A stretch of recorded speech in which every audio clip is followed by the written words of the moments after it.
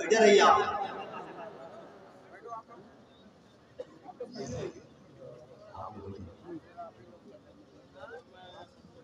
دوسرے نمبر پر حافظ محمد محفوظ عالم ابن مرحوم مقبول عالم گوپال گنج بہار. دوسرے نمبر پر حافظ محمد محفوظ عالم ابن مرحوم مقبول عالم گوپال گنج بہار. تیسرے نمبر پر حافظ صلاح الدین صاحب ابن روجید احمد کشی نگر. تیسرے نمبر پر حافظ صلاح الدین ابن روجید احمد کشی نگر. چوتھے نمبر پر حافظ محمد شعیب رضا خان ابن محمد علی جان خان بھداؤ شریف ضلع مئو. میں نے بھداؤ پڑھا ہے، آپ بھداؤ کو سنیے گا.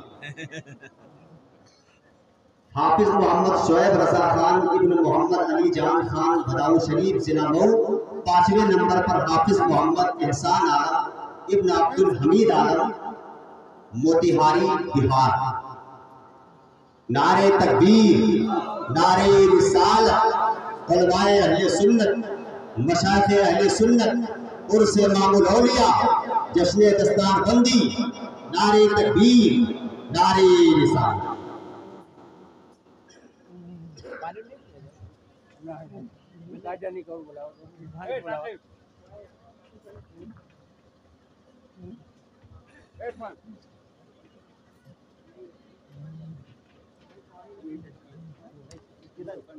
اور سب لوگ بیٹھ جائیں.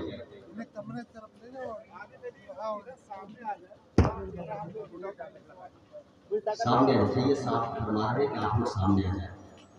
آ جائیے، سامنے آ جائیے، آپ آگے آ جائیے. نعرہ تکبیر، ذرا زور سے نعرہ لگائیں. نعرہ تکبیر، نعرہ رسالت، علماء اہل سنت، خطباء اہل سنت، مشائخ اہل سنت، عرس امام الاولیاء، فیضان امام الاولیاء، خاندان امام الاولیاء، غلامان امام الاولیاء، علامہ مسعود احمد صفدر برکاتی. نعرہ تکبیر، نعرہ رسالت.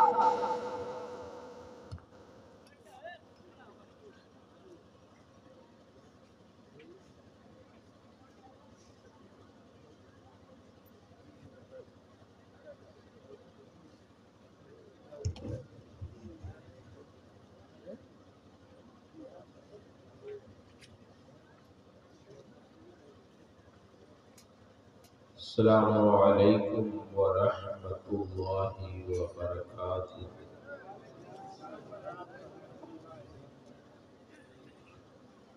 الحمدللہ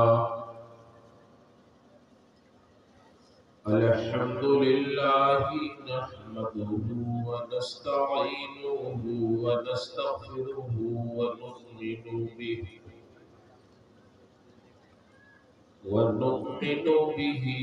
ونتوكل عليه ونعوذ بالله من شرور أنفسنا ومن سيئات أعمالنا. من يهده الله فلا مضل له ومن يضلله فلا هادي له. ونشهد أن لا إله إلا الله وحده لا شريك له ونشهد أن سيدنا ومولانا محمدا عبده ورسوله صلى الله تعالى عليه وسلم. أما بعد، فأعوذ بالله من الشيطان الرجيم. بسم الله الرحمن الرحيم.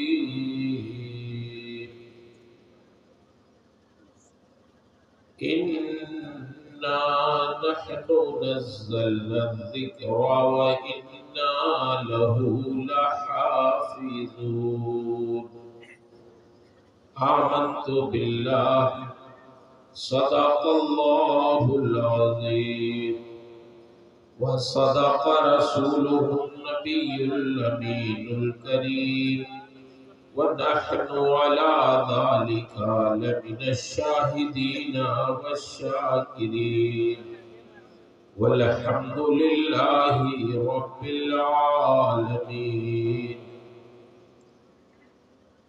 انتہائی عقیدت و محبت اور احترام کے ساتھ بارگاہ رسالت مآب صلی اللہ تعالی علیہ وسلم میں درود شریف کا نذرانہ پیش کریں۔ اللہم صلی علی سیدنا و مولانا محمد معدن الجود والکرم وآلہ وبارک وسلم صلاۃ و سلاما علیک یا رسول اللہ۔ رب العالمین کا بے پناہ شکر اور اس کا احسان ہے کہ اللہ تعالی نے آپ حضرات کو آج کی اس پوری رات اللہ و رسول کے ذکر میں گزارنے کی توفیق عطا فرما دی۔ رات کے تقریباً 3:30 بج رہے ہیں، لیکن آپ اسی مکمل بیداری کے ساتھ بیٹھے ہیں جیسے لگتا ہے عشاء کے بعد بیٹھے۔ یہ صرف خانقاہ ہی میں 3:30 بجے جلسہ ہو سکتا ہے، ورنہ اور کوئی جلسہ ہوتا تو سب لوگ بھاگ پڑے۔ تقریر سننے والے تو سننے والے، کہنے والے بھی چلے گئے۔ بولیے ہوتا نہیں؟ جلسوں میں جاتے ہیں، اگر 1-2 بجے نمبر آ جاتا ہے تو مشکل سے 10-20 لوگ رہتے ہیں، لیکن اللہ کا شکر ہے آپ بیدار ہیں، اپنے مرشد کے وہاں آئے ہیں تو جسمانی قوت کے ساتھ روحانی قوت بھی کام کر رہی ہے۔ بھی آپ نے دیکھا یہ بچے 5 بچے مدرسے سے فارغ ہوئے ہیں جو اس خانقاہ کا مدرسہ ہے۔ میں پیر طریقت، رہبر راہ شریعت، پیکر حسن اخلاق، مخدوم گرامی مرتبت حضرت سید غلام رسول صاحب قبلہ مدد ذلہ العالی اور ان کے بھائی مخدوم گرامی مرتبت حضرت سید عبدالودود صاحب قبلہ مدد ذلہ العالی کی خدمت میں ہدیہ تبریک پیش کرتا ہوں کہ آپ نے جو مدرسہ قائم فرمایا وہ مدرسہ اب پھل دینے لگا۔ اسے درخت لگاتے ہیں تو جب پھل دیتا ہے تو خوشی ہوتی نہیں ہوتی، تو یہ مدرسے کے پھل ہیں، یہ حافظ قرآن ہے۔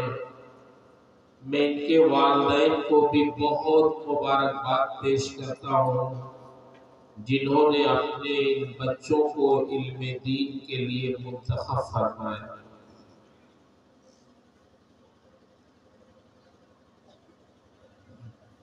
دنیا میں جب کوئی بادشاہ اپنے رعایا سے یہ کہتا ہے کہ تم لوگ بے خوف رہو، میں تمہاری حفاظت کروں گا، میں تمہارا محافظ ہوں، میں حفاظت کر رہا ہوں، تو وہ بادشاہ اپنے ملک کی حفاظت کیسے کرتا ہے؟ بولیے، خود آ کے آپ کے گھر کی وہ نگرانی کرتا ہے؟ نہیں، وہ اپنے ملک کی حفاظت کے لیے سپاہیوں اور فوجیوں کو تیار کرتا ہے، اپنے ملک کے جوانوں کو، خوبرو جوانوں کو تربیت دیتا ہے، انہیں ہتھیار دیتا ہے، وہ ملک کی سرحد و سیما کی عوام کی حفاظت کرتے ہیں۔ تو جیسے دنیاوی بادشاہ اپنے ملک کی حفاظت کے لیے فوجی تیار کرتے ہیں، ویسے اللہ اپنے دین کی، اپنے قرآن کی حفاظت کے لیے علماء، حفاظ اور قراء کو اس نے منتخب فرمایا، ان کے ذریعے دین۔ یہ حافظ قرآن قرآن کے الفاظ کی حفاظت کرتے ہیں، ان کے سینوں میں وہ رہتے ہیں۔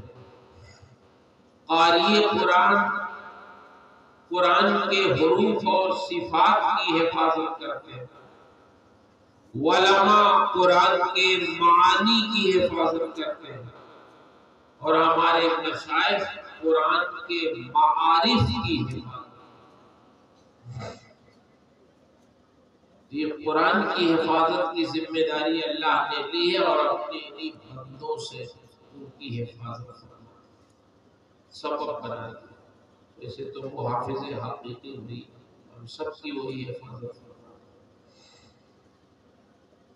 میرے بھائیوں، دین کا علم سیکھنا اور سکھانا اللہ تعالیٰ کو اتنا پسند ہے، یہ بندے جو قرآن پڑھتے ہیں اللہ کو کتنے پیارے ہیں۔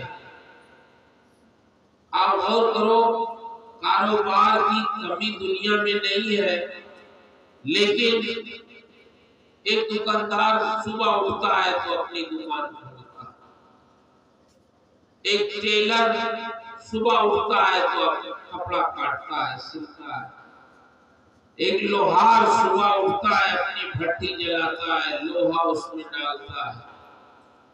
لیکن حافظ قرآن جو قرآن سیکھتا ہے تو صبح اٹھتا ہے تو ہاتھوں میں قرآن لیتا ہے۔ دنیا کے اور لوگ کوئی لوہا، کوئی لکڑی، کوئی سامان، کوئی کھانے پینے کی چیز کی تیاری میں لگتے ہیں، مگر جو قرآن سیکھتے سکھاتے ہیں وہ صبح کو اٹھتے ہیں تو اپنے ہاتھوں میں قرآن لیتے ہیں، اللہ کا کلام لیتے ہیں۔ اللہ کو اتنے پسند ہے بندے کہ جب یہ گھر سے علم حاصل کرنے کے لیے نکلتے ہیں تو اللہ کے فرشتے جو معصوم ہیں ان کے قدموں کے نیچے اپنا پر بچھا دیتے ہیں۔ تمہیں زمین پہ نہیں چلنا ہے، تم علم حاصل کرنے کے لیے جا رہے ہو تو ہمارے پروں پہ چلو۔ ہم دیکھ تو نہیں پاتے، لیکن بغیر دیکھے اپنے نبی کے ارشاد پر ویسے ہی یقین کرتے ہیں، اس سے زیادہ یقین کرتے ہیں جتنا ہم دیکھتے ہیں۔ حدیث شریف میں آیا ہے، من کان فی طلب العلم کانت الجنت فی طلبہ، جو علم دین کی تلاش میں گھر سے نکلتا ہے تو جنت اس کی تلاش میں رہتی ہے۔ ہم لوگ جنت کی تلاش میں رہتے ہیں اور جنت طالب علموں کی تلاش میں رہتے ہیں۔ کون علم دین کا طلبگار؟ یہ سب احادیث پڑھیے تو طبیعت چاہتی ہے زندگی بھر آدمی طالب علم رہے۔ ایسی فضیلت اللہ نے علم دین حاصل کرنے والوں کے لیے۔ قرآن میں اللہ تعالیٰ نے اپنے محبوب سے فرمایا، مسجد نبوی میں جو صحابہ بیٹھے رہتے تھے علم حاصل کرنے کے لیے، تو اللہ نے ارشاد فرمایا، وَاصْبِرْ نَفْسَكَ مَعَ الَّذِينَ يَدْعُونَ رَبَّهُمْ بِالْغَدَاةِ وَالْعَشِيِّ يُرِيدُونَ وَجْهَهُ۔ اے محبوب، جو میرے بندے مسجد میں بیٹھ کے علم حاصل کرتے ہیں، صبح و شام میرا ذکر کرتے ہیں، ان کے پاس جاؤ، ان کی مجلس میں بیٹھو، یہ میرے بندے مجھے بہت پسند ہے، تم بیٹھ جاؤ گے تو ان کی مجلس اور تو بالا ہو جائے۔ اللہ کے محبوب کو اس مجلس میں بیٹھنے کا حکم دیا اللہ تعالیٰ۔ بڑی بڑی مشقتیں لوگوں نے جھیلی ہے اس علم کے حصول کے لیے،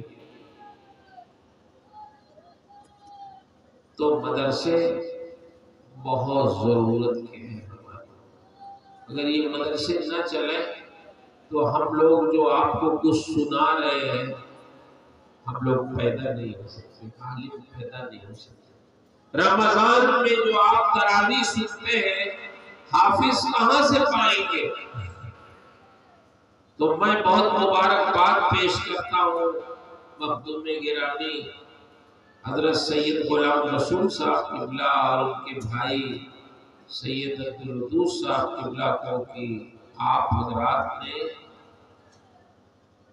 مدرسہ قائم کر کے ان بچوں کے اوپر ہم سب پر احسان کیا کہ آج یہ حافظ قرآن ہو گئے۔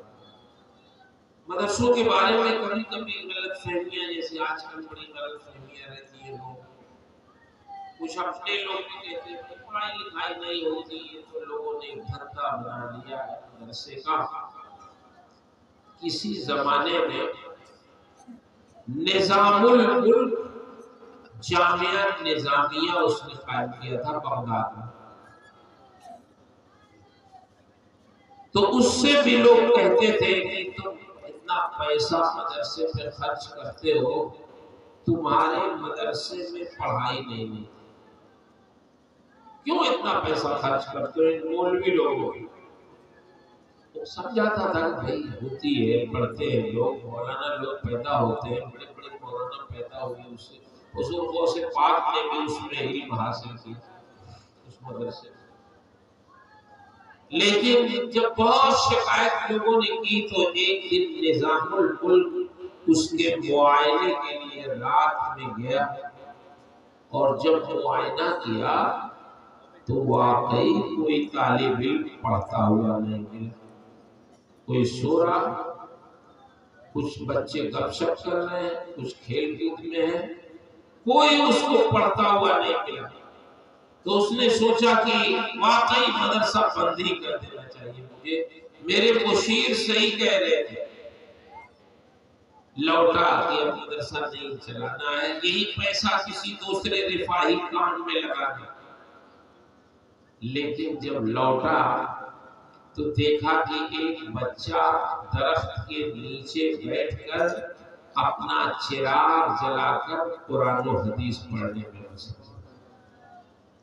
بہت دیر تک نظام الملک اس کے پیچھے کھڑا رہا کہ بچہ کتاب بند کرے، چراغ بجھائے تو میں اس سے پوچھوں تمہارا نام کیا ہے، کون ہو تم، کہاں کے رہنے والے ہو، کہ تمہارے سارے ساتھی کھیلنے کودنے سونے گپ شپ میں لگے، تم اکیلے دنیا مافیہا سے بے خبر ہو کر قرآن و حدیث پڑھ رہے ہو، کون ہو تم؟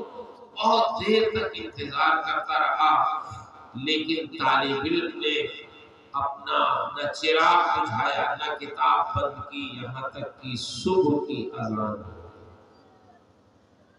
جب اذان ہوئی تو طالب علم نے اپنا چراغ بجھایا، اپنی کتاب بند کی، نظام الملک بہت دیر تک انتظار کر کے جب لوٹنے لگا تو اس نے طے کیا کہ مجھے اب مدرسہ بند نہیں کرنا ہے، اسی ایک بچے کے لیے مجھے اپنا مدرسہ چلاتے ہیں۔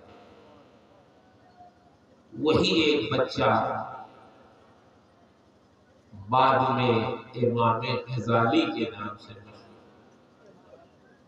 وہ امام غزالی جنہوں نے جامعہ نظامیہ کی عزت و آبرو بچا لی، بہت ساری کتابیں تصوف میں لکھی، ایک کتاب احیاء العلوم نام کی لکھی، جس کتاب کو پڑھ کر بہت سے بے دین راہ راست پہ آئے۔ کیا پتا ان مدرسوں سے پڑھنے والے بچے، ایک بچہ بھی خدا کا مقرب بن گیا تو ہزاروں کی ہدایت کا وہ ذریعہ بن سکتا ہے۔ ہو سکتا ہے حافظ ملت علیہ الرحمہ نے مبارک پور میں جامعہ اشرفیہ قائم کیا تو آج اس ادارے سے کتنے لوگ پڑھ کے عالم ہوئے۔ پوری دنیا میں آج اشرفیہ کے پڑھے ہوئے لوگ دین کی خدمت کر رہے ہیں، مذہب اہل سنت کی آبیاری کر رہے ہیں اور اپنی سعادت سے۔ تو آپ بھی اپنے بچوں کو عالم، حافظ، قاری بنائیے۔ وہ ایسا نہیں ہے کہ بھوکے رہیں گے، اللہ ان کے ذریعے سے بہت برکتیں عطا فرمائے گا۔ جس کو اس علم کی لذت مل گئی ہے وہ جانتے ہیں کتنی تکلیفیں انہوں نے برداشت کی۔ ایک بزرگ ہے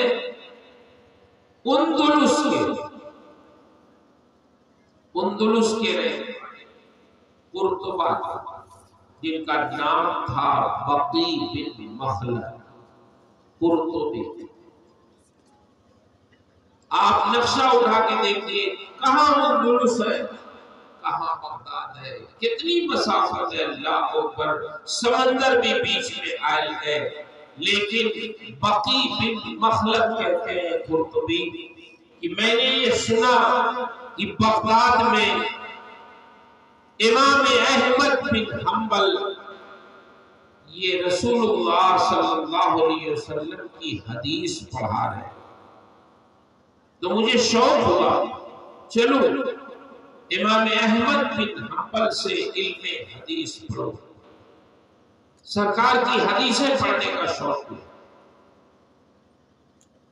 قرطبہ سے چلے، راستے میں سمندر، کہتے کشتی پر سوار ہوا، لیکن کشتی باندھ راستہ بھول گیا اور میری کشتی سمندر کے تھپیڑوں کے نظر ہو گئی۔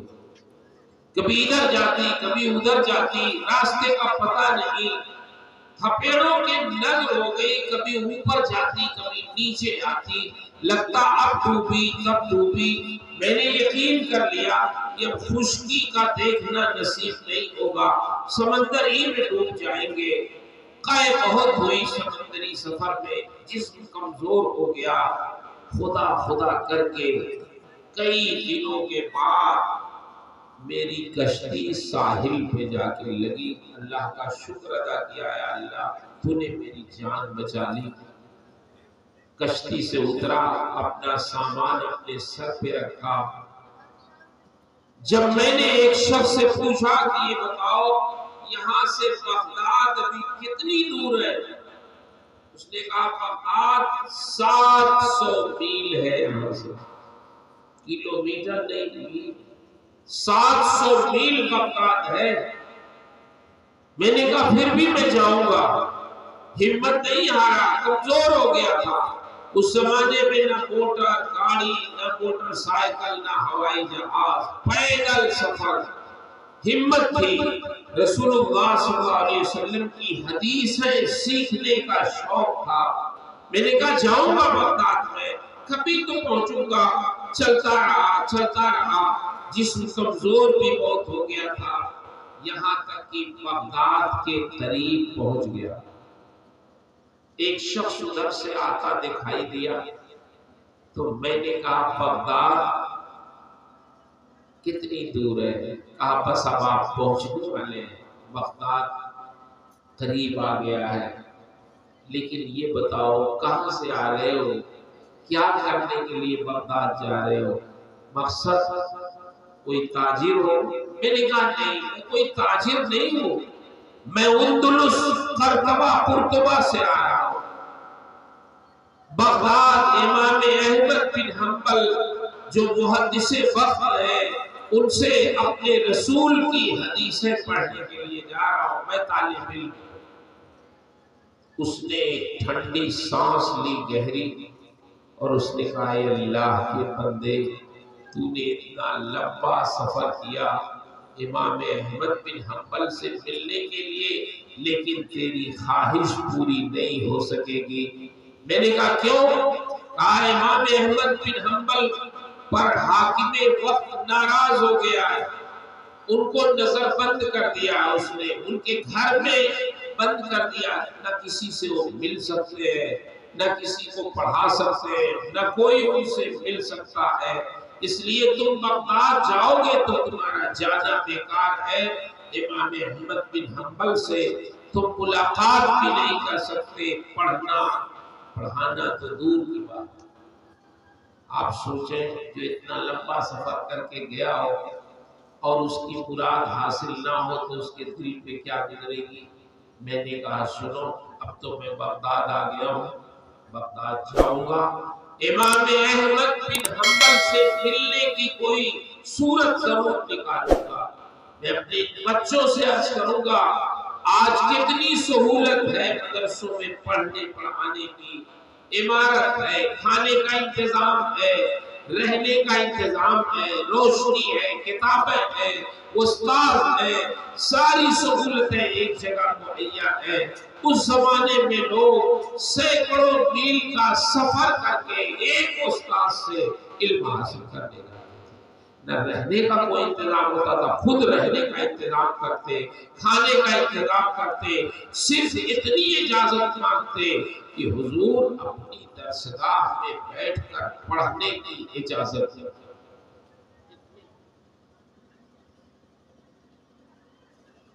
وہ کہتے ہیں میں بغداد آیا، ایک کمرہ کرائے پہ لیا، اپنا سامان رکھا، بھوکا تھا، کھانا گیا کھایا، اور میں نے لوگوں سے پوچھا کہ یہ بتاؤ اس شہر میں اب کون حدیث بیان کرتا ہے سرکار؟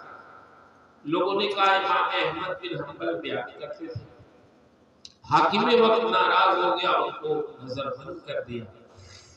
اب بغداد کی جامع مسجد میں محدث وقت یحییٰ بن معین اب حدیث بیان کرتے ہیں۔ میں نے کہا اچھا، بہت بڑے محدث ہیں، ناقد حدیث ہیں یحییٰ بن معین، حدیثوں کو پرکھنے کی ان کے اندر صلاحیت اللہ نے عطا فرمائی۔ میں جامع مسجد میں گیا، یحییٰ بن معین حدیث بیان کر رہے تھے، مسائل بیان کر رہے تھے، لوگ بھرے ہوئے تھے مسجد میں۔ ان کی مجلس میں ایک شخص کو صرف ایک سوال کرنے کی اجازت تھی، بس دوسرا سوال وہ نہیں کر سکتا۔ لوگ پوچھ رہے تھے، میں بھی کھڑا ہو گیا، میں نے ایک سوال کیا، انہوں نے جواب دیا، پھر دوسرا سوال میں نے شروع کیا، تب تک لوگ میرا کرتا پکڑ کے کھینچنے لگے، بیٹھ جا، تجھے آداب نہیں معلوم، یحییٰ بن معین کی مجلس میں سائل صرف ایک سوال کر سکتا ہے، دو سوال کی اجازت نہیں ہے، تو نیا آدمی لگتا ہے۔ میں نے کہا ہاں، میں اندلس سے آیا ہوں، قرطبہ سے، لیکن میرے بھائی مجھے سوال کر لینے دو، جو سوال میں نے پہلے کیا وہ اتنا اہم نہیں تھا، یہ جو دوسرا سوال مجھے کرنا یہی تو اہم ہے۔ لوگ مجھے بیٹھانے کے چکر میں تھے، یحییٰ بن معین نے دیکھ لیا تو وہ کہنے لگے کہ بہت دور سے شخص آیا ہے، اس کو سوال کرنے دو، کیا پوچھے گا، بتاؤ تمہارا کیا سوال ہے؟ اس نے کہا من ہوا احمد بن حنبل، میں یہ پوچھنا چاہتا ہوں کہ آپ بتائیں امام احمد بن حنبل کون ہے، کیسے ہے، آپ اس سوال کا جواب۔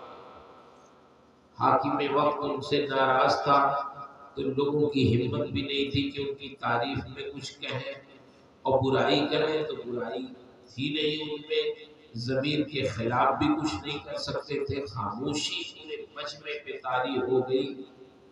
امام یحییٰ بن معین نے بھی اپنا سر جھکا لیا تھوڑی دیر کے لیے، لیکن جب سر اٹھایا تو کہا ہوا امام المسلمین، وہ مسلمانوں کے امام ہے۔ وہ کون ہے؟ مسلمانوں کے امام ہے۔ میں خوش ہو گیا، چلو میں صحیح جگہ آیا ہوں، امام احمد بن حنبل مسلمانوں کے امام ہیں تو مجھے ان سے ملنا ضرور۔ اب آپ کو میں بتانا، ان بچوں کو بھی سمجھانا چاہتا ہوں، اپنے آپ کو بھی سمجھانا چاہتا ہوں، یا اللہ کیسا عشق تھا علم سے ان کو، کیسی محبت تھی ایک بزرگ سے ملنے کی۔ اللہ اکبر، کہتے اجازت نہیں تھی، میں نے ایک شخص سے کہا چلو بتاؤ امام احمد بن حنبل کا گھر کہاں ہے؟ اس نے کہا ادھر تو میں جا نہیں سکتا، حاکم مجھ سے ناراض ہے، کہیں مجھے بھی نہ قید کر دے۔ ارے میں نے کہا اللہ کے بندے، ان کا مکان بتانے پہ تمہیں قید کر دے گا؟ چلو اچھا اشارے سے بتا دینا پھر تم چلے گئے۔ خیر تیار ہوا، گیا اشارے سے بتایا یہی ہے امام احمد بن حنبل کا گھر۔ میں نے کہا اچھا جاؤ تم جاؤ، میں ان سے ملنے کی سبیل پیدا کرتا ہوں۔ میں نے ایک کٹورا خریدا، پیالہ، وہ پیالہ جس کو لے کے فقیر بھیک مانگتے ہیں، سوال کرتے ہیں گھر جا جا کر کے کٹورا لے کے۔ میں نے وہ پیالہ لیا، اور اس زمانے میں بھیک مانگنے کی پہچان کیا تھی؟ بھکاری کیسے بھیک مانگتے تھے ماں؟ وہ جب بھیک ان کو مانگنا ہوتا تو دروازے دروازے جا کے کہتے اجرکم علی اللہ، اجرکم علی اللہ، تمہارا اجر و ثواب اللہ کے ذمہ کرم پر ہے۔ تو گھر والے سمجھ جاتے کہ یہ کوئی بھکاری آیا، بھیک مانگ رہا ہے۔ میں نے بھی جا کے کٹورا لے کے امام احمد بن حنبل کے گھر کے سامنے آواز لگائی اجرکم علی اللہ، اجرکم علی اللہ۔ تھوڑی دیر کے بعد امام احمد بن حنبل نے اپنے گھر کا دروازہ کھولا اور اپنے ہاتھوں میں چند درہم سکے کے لے کے نکلے، بھیک لے نکلے۔ جب میرے کٹورے میں وہ سکے ڈالنے لگے، میں نے ان کا ہاتھ پکڑ لیا۔ میں نے کہا حضور میں آپ سے کچھ کہنا چاہتا ہوں۔ ان کا بتاؤ فقیر تم کیا کہنا چاہتے ہیں؟ جلدی کہو، حاکم وقت مجھ سے بڑا ناراض ہے، میں زیادہ دیر تک تم سے بات نہیں کر سکتا۔ میں نے کہا حضور میں بھکاری نہیں ہوں، میں کوئی سائل نہیں ہوں، میں قرطبہ سے آیا ہوں، اندلس سے آیا ہوں، اور اس لیے آیا ہوں کہ آپ سے رسول اللہ صلی اللہ علیہ وسلم کی حدیثیں پڑھوں، مگر معلوم ہوا کہ آپ سے حاکم وقت ناراض ہے۔ اب مجھے بتائیے کہ میں واپس کیسے جاؤں؟ میں آپ سے سرکار کی حدیث پڑھنا چاہتا ہوں۔ انہوں نے کہا اللہ کے بندے تم جانتے ہو میں کسی سے مل نہیں سکتا، نہ کوئی مجھ سے مل سکتا ہے، اتنی باتیں بھی نہیں کوئی کر سکتا ہے، جلدی کرو، کوئی صورت نہیں ہے کہ میں تمہیں پڑھا سکوں۔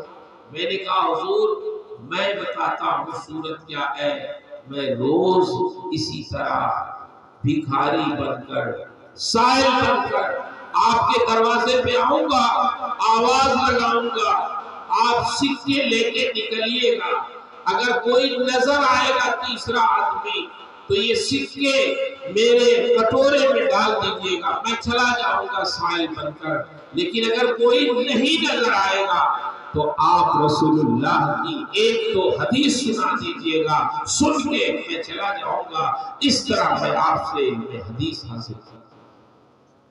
آپ مجھے بتائیں کیسا شوق ہے؟ یا اللہ کیسے عاشق تھے علم کے لوگ۔ فرماتے ایک دو دن نہیں، ایک سال تک میں امام احمد بن حنبل کے دروازے پہ بھکاری بن کے جاتا اور آواز لگاتا اجرکم علی اللہ، اجرکم علی اللہ۔ امام احمد بن حنبل درہم کے سکے لے کے نکلتے اپنے گھر سے، اگر دیکھتے کہ کوئی دیکھ رہا ہے تو سکے اس میں ڈال دیتے، میں چلا جاتا، اور اگر دیکھتے کوئی نہیں ہے تو کہتے حدثنا فلان عن فلان عن فلان عن رسول اللہ صلی اللہ علیہ وسلم، حدیث بیان کر دیتے۔ ایک دو میں سن کے چلا جاتا۔ 1 سال تک میں نے اس طرح علم حدیث امام احمد بن حنبل سے بھکاری اور سائل بن کر حاصل کیا۔ 1 سال جب ہوا تو حاکم وقت مر گیا جس نے آپ کو نظر بند کیا تھا۔ دوسرا حاکم آیا، مقرر ہوا، وہ آپ کا بہت چاہنے والا عقیدت مند تھا۔ اس نے کہا حضور اب آپ مسجد میں بغداد کے جامع مسجد میں آپ علم حدیث بیان کریں۔ حضرت اب علم حدیث مسجد میں بیان کرنا شروع کیا۔ میں بھی گیا، پوری مسجد بھری ہوئی تھی، مجھے کوئی جگہ نہیں ملی۔ امام احمد بن حنبل بہت دوری پہ بیٹھے تھے اور جب انہوں نے مجھے دیکھا، میرے اوپر نگاہ کی تو مجمع والوں سے کہا اس شخص کو میرے قریب آنے دو، اس کے لیے راستہ خالی کر دو۔ میں جب قریب آیا، مجھے بلایا، اپنے پاس بیٹھایا، ارشاد فرمایا سچا علم کا حاصل کرنے والا طالب علم یہ ہے، یہ اندلس سے آیا ہے، 1 سال تک میرے یہاں بھکاری بن کر رسول اللہ کی حدیثیں سنتا رہا، تم میں سب سے زیادہ علم کا طلبگار یہ میرا بھائی ہے جو اندلس سے آیا۔ اس طرح میں نے علم حدیث حاصل کیا۔ میرے بھائیوں، جس کو اس علم کے حصول کا مزہ مل گیا ہے، انہوں نے اپنی زندگی میں کتنی تکلیفیں برداشت کی ہیں اور پھر انہوں نے دین کی خدمت کی ہے۔ تو میں اپنے بچوں سے عرض کروں گا، ابھی آپ حافظ ہوئے ہیں، عالم بھی بنیے۔ علم کی راہ میں مشکلات ضرور آتی ہے، لیکن اللہ بہت محبت فرماتا ہے علم حاصل کرنے والے طالب علموں سے، پڑھانے والے علماء سے۔ اللہ کے رسول فرماتے ہیں خیرکم من تعلم القرآن وعلمہ، تم میں سب سے بہتر وہ ہے جو قرآن سیکھے اور قرآن سکھائے۔ اللہ تعالیٰ ان بچوں کے سینے میں ہمیشہ پوری زندگی قرآن محفوظ رکھے اور اس قرآن کو ان کے لیے، ان کے ماں باپ کے لیے، ان کے اساتذہ کے لیے، اس پورے جماعت کے لیے نفع بخش بنائے۔ ایک حافظ قرآن بیٹھ جائے اگر پڑھانے کے لیے تو اپنی زندگی میں ہزاروں حافظ کو تیار کر سکتا۔ 5 یہ معمولی مت سمجھیے، 5 حافظ اگر بیٹھ جائیں پڑھانے تو زندگی میں سینکڑوں ہزاروں حافظ تیار کر سکتے ہیں، نہیں کر سکتے۔ تو فیض ان کا بہت دور تک پہنچتا ہے۔ آپ نے اگر مدرسے میں تعاون کیا ہے تو وہ تعاون کہیں گیا نہیں ہے، ان بچوں کی شکل میں آپ کا تعاون نظر آ رہا ہے۔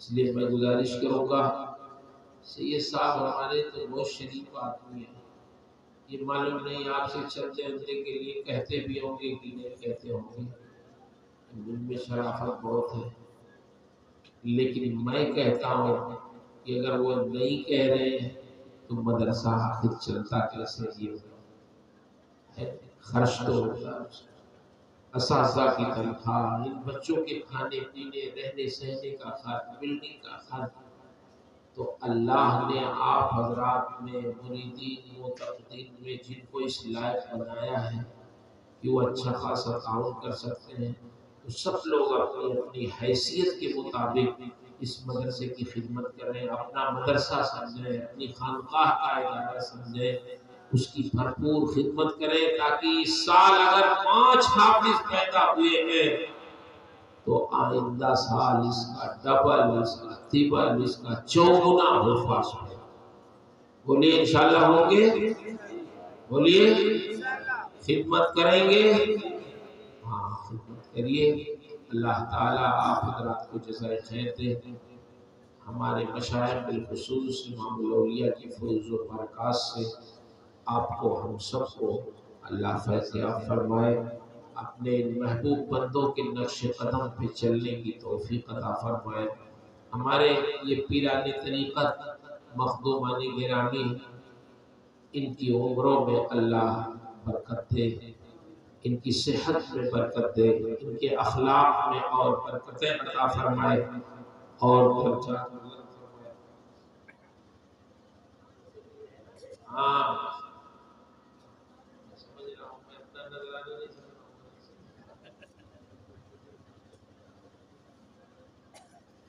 ماشاء اللہ، کیا نام ہے؟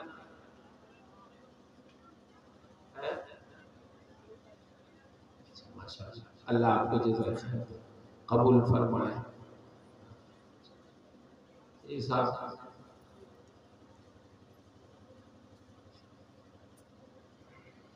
او ماشاء اللہ، بہت سعادت مند ہے آپ کا۔ کوئی ضروری نہیں ہے کہ ابھی آتے تھے، اس میں آتے ہیں تھوڑے سے پیسے لے کے آدمی آتا، کوئی نیت نہیں ایسی ہوتی، لیکن سال بھر تک اس مدرسے کا خیال رکھنا، سمجھ رہے ہیں؟ ضروری نہیں ہے کہ آتے آدمی کیا خراجات ہوتے ہیں، لیکن اس کا خیال رکھنا ہے اور خدمت آپ حضرات کو کرنی ہے، خدمت کرنی ہے اس کی ادارے کی، جیسی جس کی حیثیت ہے اپنی حیثیت کے مطابق اس ادارے کی خدمت کرنی ہے، تاکہ زیادہ سے زیادہ طلباء پڑھ سکے۔ یہ طلباء پڑھیں گے نکلیں گے تو یہی نہ ہمیں تراویح سنائیں گے رمضان میں کہ پیچھے ہم تراویح پڑھیں گے، تو یہ ہمارے ہی انتظام ہو رہا ہے مدرسہ قائم کر کے، اس لیے ہمیں بھرپور اس کی خدمت کرنا چاہیے۔ اپنے بزرگوں سے عقیدت رکھیے، ہمارے مشائخ بالخصوص ہمارے سید غلام رسول صاحب قبلہ مقدس اللہ علیہ جو بہت شریف پیر ہیں، بہت بااخلاق شخصیت ہیں، ان کے بھائی حضرت سید عبدالودود صاحب اللہ مقدس اللہ تعالیٰ ان سارے پیرانی طریقت کی عمروں میں صحت میں برکتیں عطا فرمائے، ان کے فیض و برکات کو عام و تام رکھے، ان کے اہل خانہ، ان کے بچے، ان کی والدہ، ان کے گھر کے سارے افراد پر اللہ فضل فرمائے اور بچوں کو بھی ان کا جانشین بنائے۔ ماشاءاللہ بچے اشرفیہ میں پڑھ رہے ہیں، وہ سعادت مند ہیں، اور دعا کرے اللہ ان کے علم میں فضل میں اللہ خوب برکتیں عطا فرمائے، اور اس خانقاہ کے فیض و برکات صبح قیامت تک اسی طرح جاری و ساری رہیں۔ اللہ تعالیٰ سب کو توفیق خیر سے نوازے۔ میں نے جو کچھ بھی وہ سب میرے رب کی طرف سے ہے، میرے بیان میں، میری تعبیر میں، میرے سمجھانے میں، خود میرے سمجھنے میں جو غلطیاں ہیں وہ سب میری طرف سے ہیں۔ اللہ مجھے حق کہنے، حق سمجھانے، حق سمجھنے اور حق کی نشر و اشاعت کی توفیق عطا فرمائے۔ استغفر اللہ ربی من کل ذنب واتوب الیہ۔ السلام علیکم۔